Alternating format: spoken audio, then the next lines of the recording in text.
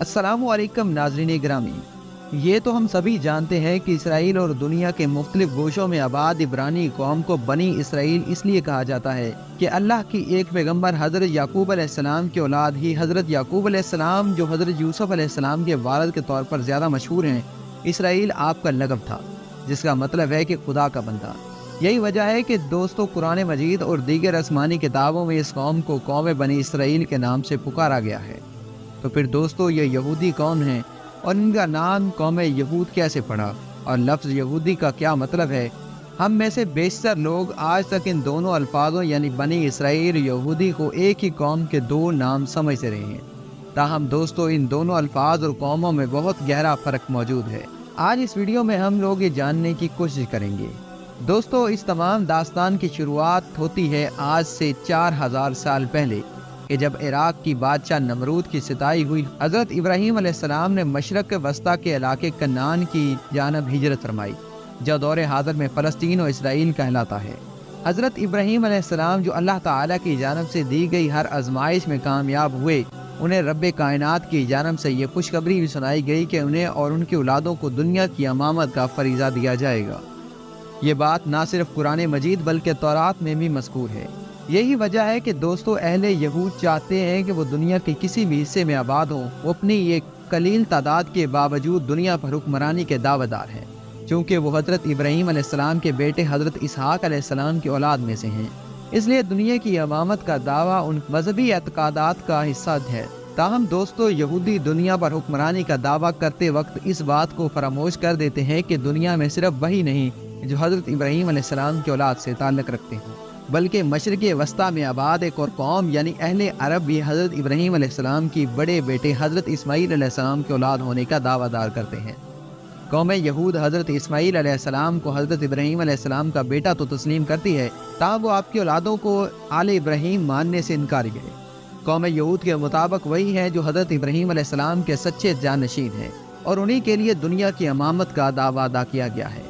رب ذوالجلال کی نازل کردہ آخری کتاب یعنی قرآن مجید میں کئی مقامات پر قوم بنی اسرائیل کی عہد شکنی، انبیاء علیہ السلام کی جھٹلانے، انہیں اذیتیں دینے اور رب العزت کی نعمتوں کا انکار کرنے پر سخت لعنت و ملامت کی گئی ہے۔ جب ابراہیم کو اس کے رب نے کئی باتوں میں آزمایا تو اس نے انہیں پورا کر دیا۔ فرمایا، بے شک میں تمہیں سب لوگوں کا پیشوا بنا دوں گا۔ کہا، اور میری اولاد میں سے بھی، فرمایا میرا اہل ظالموں کو نہیں پہنچے گا۔ سورہ بقرہ آیت نمبر 124۔ قرآن مجید میں بیان کردہ قوم بنی اسرائیل کی گناہوں اور اس آیت کے ذریعے یہ واضح ہوتا ہے اللہ رب العزت یہ آل ابراہیم کا ذکر بیان فرما رہا ہے، وہ قوم بنی اسرائیل یا قوم یہود ہرگز نہیں۔ تو دوستو، یہاں تک ہم نے یہ جانا کہ صرف قوم یہود ہی بنی اسرائیل نہیں، وہ اکیلی قوم نہیں جو حضرت ابراہیم علیہ السلام کا شجرہ نسب سے تعلق رکھتی ہو، بلکہ قوم عرب و فلسطین بھی حضرت ابراہیم علیہ السلام کی اولاد میں سے ہیں۔ یہ یہودیوں سے زیادہ کثرت میں موجود ہیں۔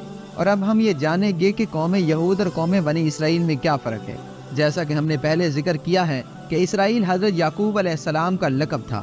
رب ذوالجلال نے آپ علیہ السلام کو 12 بیٹوں سے نوازا تھا، جن میں سے سب سے زیادہ شہرت حضرت یوسف علیہ السلام کو حاصل ہوئی۔ یہی وہ موقع تھا کہ جب حضرت یوسف علیہ السلام کو ان کے بھائیوں نے کنویں میں پھینک دیا اور آپ بحیثیت غلام مصر میں داخل ہوئے، جبکہ بعد ازاں رحمت خداوندی کے باعث آپ نے مصر میں کی فرما روائی کی۔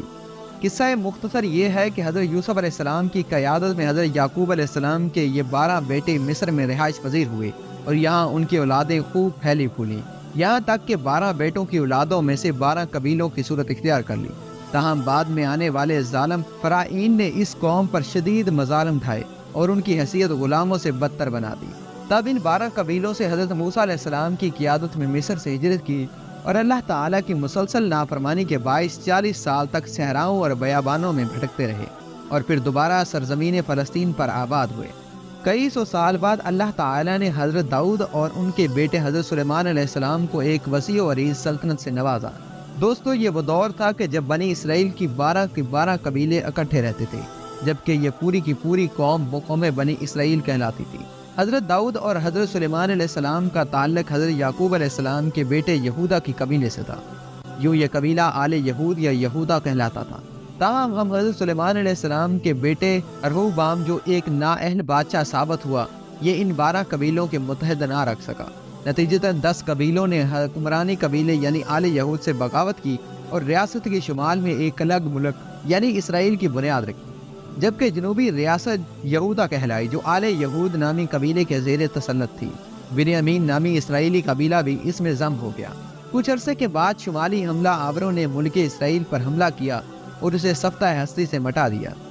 قوم بنی اسرائیل کے 10 قبیلے اپنی جان بچا کر دنیا کے مختلف گوشوں میں رو پوچھ ہو گئے، جس کے بارے میں آج تک کوئی سراغ نہ مل سکا کہ یہ کہاں ہیں اور کہاں آباد ہے۔ دوستو، آج دنیا میں جتنے بھی عبرانی موجود ہیں یہ سب کے سب آل یہود، جبکہ قوم بنی اسرائیل کے 10 قبیلے آج تک گم شدہ ہیں۔ ہندوستان، پاکستان، ایران، عراق میں موجود بہت سی اقوام قوم بنی اسرائیل کی گمشدہ قبیلے ہونے کا دعویٰ تو کرتی ہیں، لیکن ان دعووں کے پیچھے کوئی مستند شواہد موجود نہیں۔ دوستو، اہل یہود سے متعلق ایک نظریہ یہ بھی پایا جاتا ہے کہ حضرت موسیٰ علیہ السلام کی بعثت سے پہلے تک یہود نام کا کوئی بھی لفظ وجود نہ رکھتا تھا۔ جب حضرت موسیٰ علیہ السلام کوہ طور پر تشریف لے گئے تو آپ کے پیچھے سے آپ کی قوم نے ایک بچڑے کی عبادت شروع کر دی، تو حضرت موسیٰ علیہ السلام کی سرزنش پر توبہ طائب ہونے والے لوگوں کو یہود کہا گیا، کیونکہ اس لفظ کا مطلب ہے توبہ کرنے والے لوگ۔ تاہم دوستو، یہود و نصاری اور مسلمانوں کے نزدیک پہلا نظریہ یہودی یعنی یہودی حضرت یعقوب علیہ السلام کی بیٹے یہودا کی اولاد زیادہ مستند تسلیم کیا جاتا ہے۔ قوم یہود اور قوم بنی اسرائیل کو اللہ تعالیٰ نے بھی قرآن مجید میں الگ الگ ناموں سے مخاطب فرمایا ہے، جو یہ ظاہر کرتا ہے کہ یہ دونوں قومیں الگ الگ جماعتیں ہیں۔ امید کرتے ہیں کہ آپ کو ہماری یہ ویڈیو پسند آئی ہوگی۔ اگر آپ کو ہماری یہ ویڈیو پسند آئی ہو تو ہمارے چینل کو سبسکرائب کریں، ویڈیو کو لائک کریں اور بیل آئیکن کو ضرور پریس کریں تاکہ ہر آنے والی نئی ویڈیو آپ تک جلد از جلد پہنچ سکے۔ اللہ نگہبان۔